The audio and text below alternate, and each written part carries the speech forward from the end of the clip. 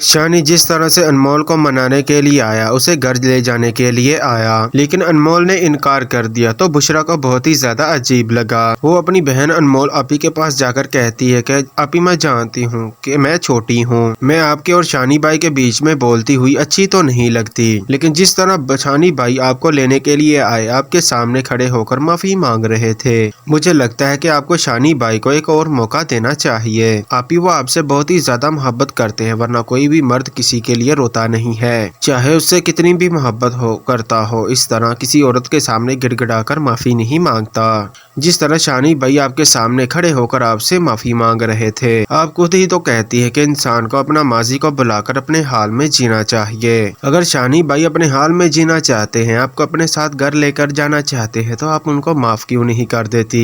ये सुनकर अनमोल कहती है कि मैं भी इस तरह शानी के सामने गिड़गिड़ाई थी, रोई थी, कुरलाई थी, लेकिन उसने मेरी बात का यकीन नहीं किया। मेरे घर वाले भी परेशान थे मेरे लिए, आज जिस तरह शानी के घर वाले परेशान है उसके लिए। मुझे अगवा किया गया, शानी ने मुझे अगवा किया, एक बार भी ना सोचा कि मेरे बाप पर क्या गुजरेगी, किस तरह मैंने उसे वास्ते नहीं दिए, आंसू नहीं बहाए, लेकिन शानी ने मेरे आंसू नहीं देखे, तो मैं भी शानी के आंसू नहीं देखूंगी। मैं भी माफिया मांगती रही, उससे अपना कसूर पूछती रही, लेकिन उसने मुझे नहीं बताया। अब तुम मुझे बताओ, मैं ऐसे शख्स को कैसे माफ कर सकती हूँ जो मेरी इतनी तकलीफों का बाइस बना।